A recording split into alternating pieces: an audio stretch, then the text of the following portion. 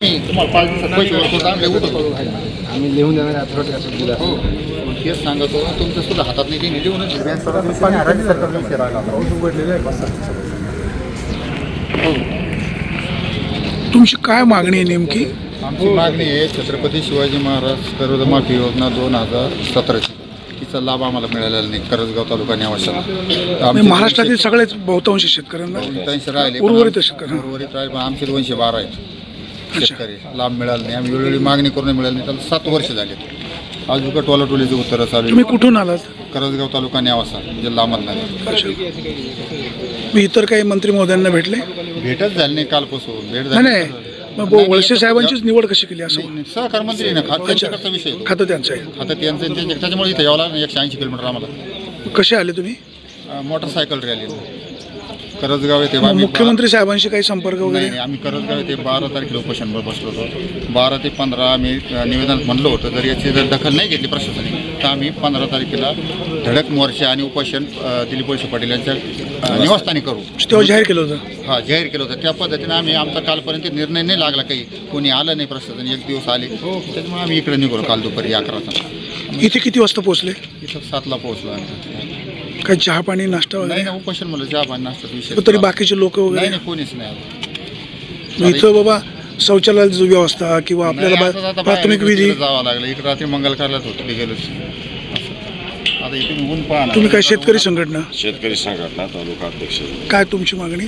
मागणी जे शेतकरी वंचित राहिले साहेब या वंचितांना त्यांचा न्याय मिळालाच पाहिजे. कारण सरसर शेतकऱ्याची फसवणूक आहे. घोषणा करायची एक ते पोर्टल चालू करायचं. काही लोकांना त्याचा लाभ द्यायचा आणि काही लोक वंचित ठेवायचे. पुन्हा ते पोर्टल बंद करायचं. आमच्याकडं हायकोर्टाचा निकाल शेतकरी संघटनेचे महाराष्ट्र राज्याचे उपाध्यक्ष विधितज्ञ अजित काळे साहेब यांनी तो निकालही शेतकऱ्याच्या बाजूला लावून दिलेला आहे.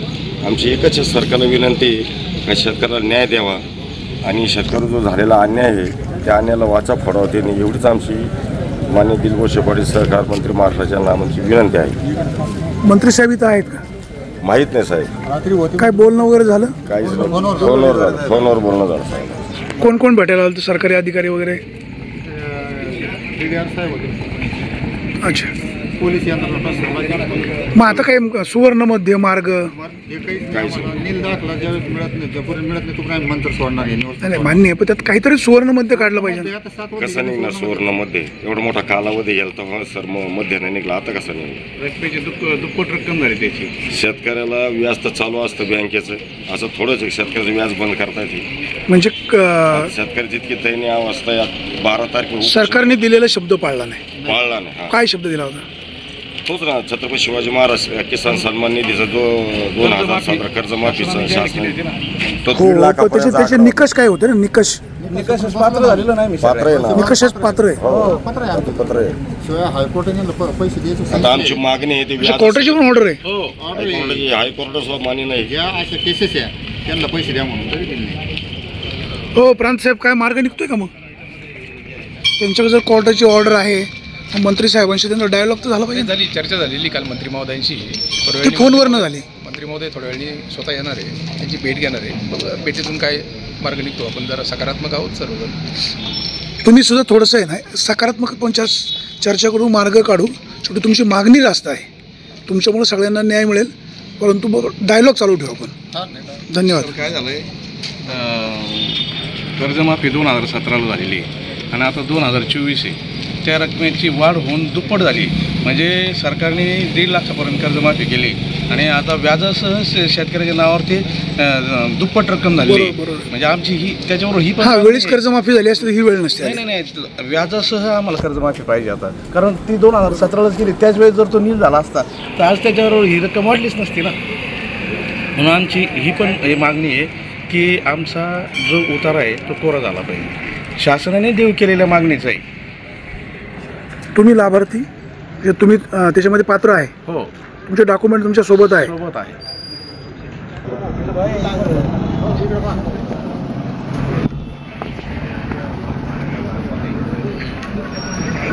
तुम्ही इथे किती वाजता आले? एवढे सगळे? काल सायंकाळी 7ला. इथं ऊन आहे जरा सावलीला बसले तर काय आणि कसं आहे आपण जर आपण बरं तर सगळं बरं आहे. थोडं सावलीला तरी बसा ना. शेतकरी नाही कसं ते आता काय काबड कष्ट करणारा शेतकऱ्याला सवय आहे आता. आहे पण छोटे ऊन लागतंय. काय प्रश्न अहो एवढा शेतीमध्ये दिवसभर उन्हातच काम करणारे लोक आहे, आम्ही पण शेतकरी आहे. विनंती आहे तुम्हाला, आपण थोडं सावलेलं तर बसलं पाहिजे ना. एखाद्याला चक्कर आली, काय कमी जास्त झालं, तुमच्या भावनाशी आम्ही पण सहमत आहे ना. मग आमची विनंती आहे, आम्हाला उन्हात बसूच देऊ नका ना, न्याय द्या, चाललो घरी. हो, पण ते आता एकटं कोणी निर्णय घेऊ शकत नाही ना. ते त्यांचं बोलणं वगैरे चालू पण असेल ना. गेल्या 2017 पासून निर्णय चालू आहे त्यांचे.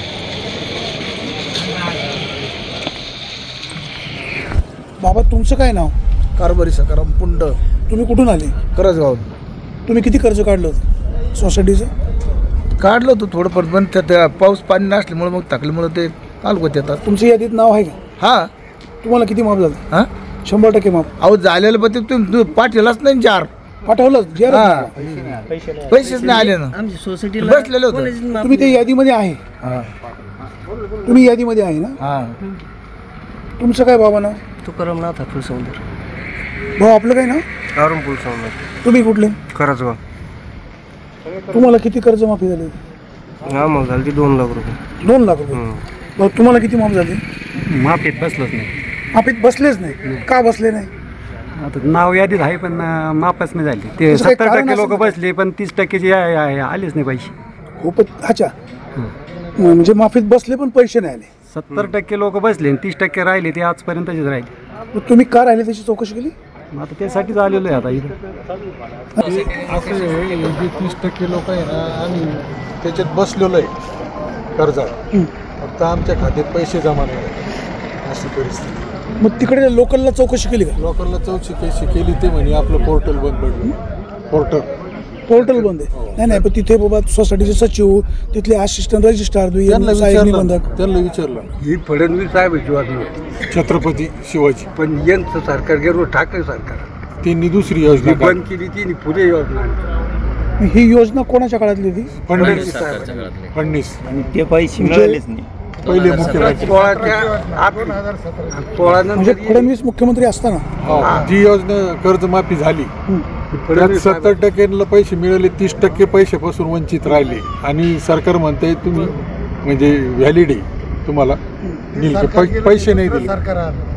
दुसरा सरकार आला, ते पोर्टल बंद झाल्यामुळे हे पैसे जमा व्हायचे राहिले. म्हणजे सध्याच्या सरकारच्या काळात पोर्टल बंद आहे. हो आता बंद. मग पोर्टल बंद कशामुळे काय सांगतायत? हे राजकारण. याच्यामध्ये सर्वात महत्त्वाची गोष्ट अशी झाली का 2017ला श्री छत्रपती शिवाजी महाराज शेतकरी सन्मान योजना आणली.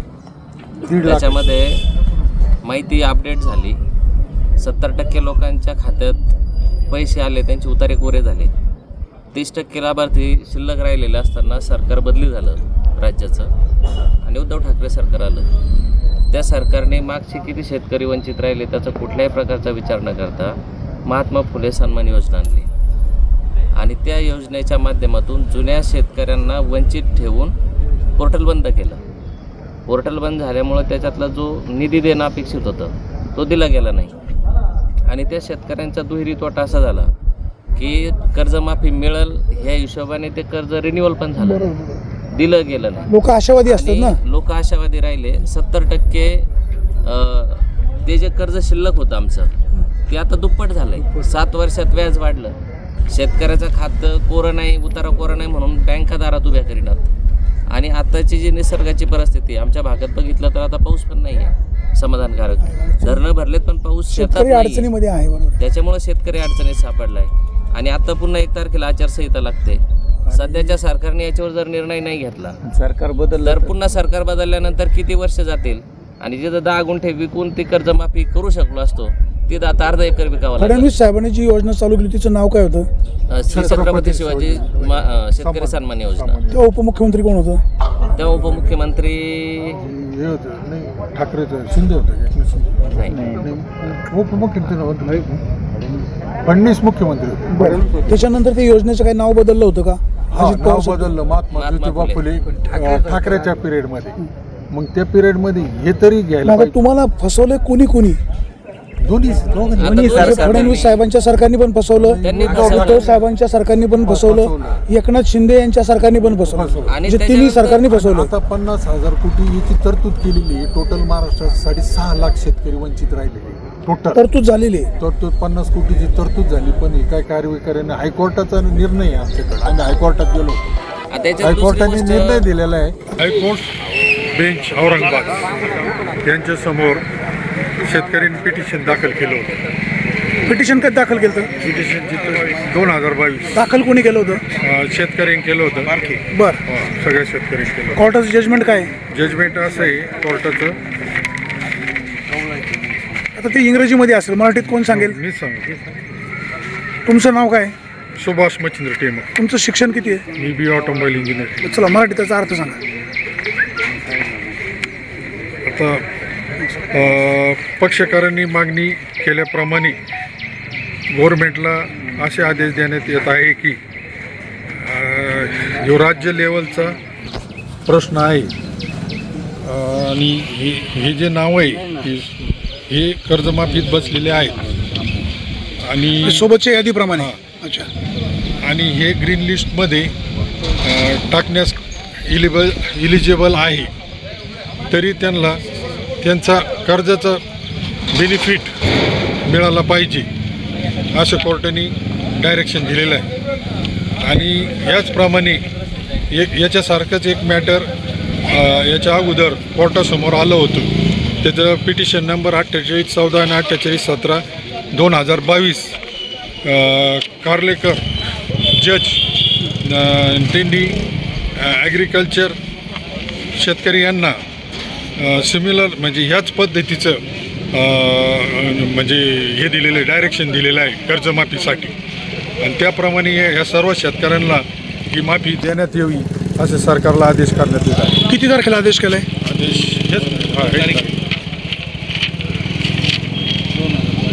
22 27 मग त्याच्यानंतर सप्टेंबर 2022. त्याच्यानंतर सरकार काय म्हणते? तुम्ही कोणाला भेटले? मग सरकारकडे आम्ही गेलो. सरकारकडे कोणाला भेटले? सरकारचे प्रतिनिधी कोण? पत्रव्यवहार केला. कोणाला केला होता? उपमुख्यमंत्री, सहकार मंत्री. उत्तर काय आलं? उत्तर आलेलं आहे हे फिजिबल आहेत म्हणून तुमचं कर्ज प्रत्यक्ष लाभ देणार कधी?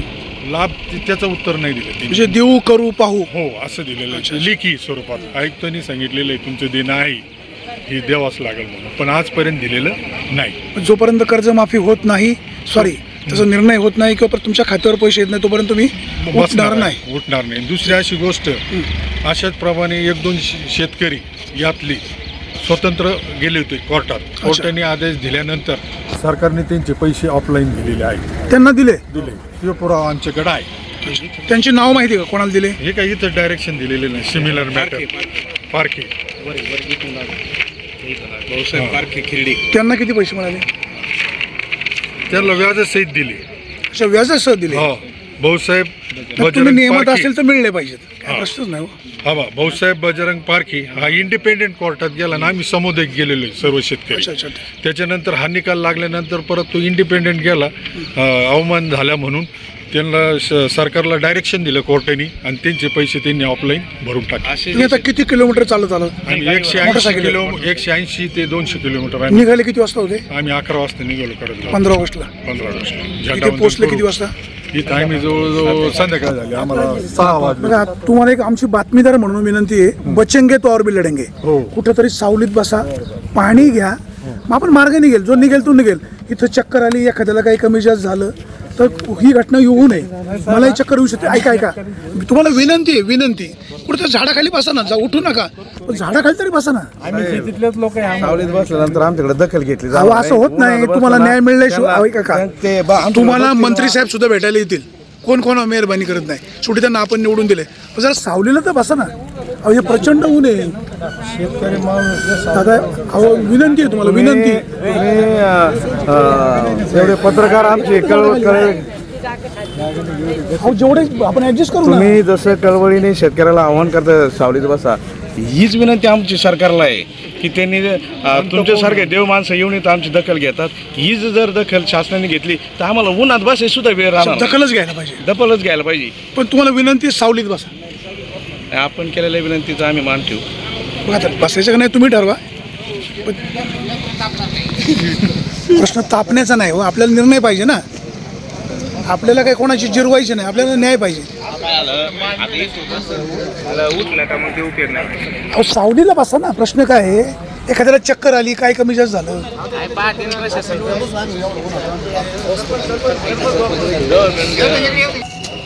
जी शेतकऱ्यांची एकजूट आहे का? आपण काय म्हणत असतो, कसं म्हणत असतो, बोलायचं नाही. अच्छा बोलायचं नाही, तुम्ही म्हणता फक्त शांत बसा. जय जवान जय किसान, जय जवान जय किसान, जय जवान जय किसान. शेतकरी एकजुटीचा विजय असो, शेतकरी एकजुटीचा विजय असो. कोण म्हणता देणार नाही, याच्याशिवाय राहणार नाही. कोण म्हणता देणार नाही, याच्याशिवाय राहणार नाही. छत्रपती शिवाजी महाराज की, छत्रपती शिवाजी महाराज की जय. जय जवान जय किसान, जय जवान जय किसान.